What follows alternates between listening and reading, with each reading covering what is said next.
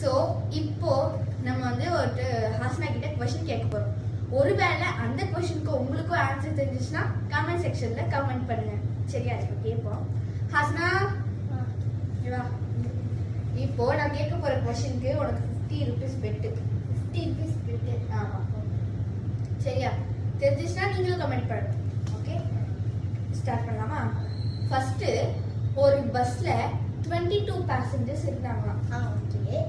Plus ஒரு conductor ஒரு driver. எவ்வளோ? 24 22 22 23 24. சரியா? அத்தனை பேர் இருந்தாங்க. ஒரு டாக்டர் நார்மலா ஒரு செக்கப்காக வந்தாராம். செக்கப்கார பஸ்க்கு ஏறினாராம்.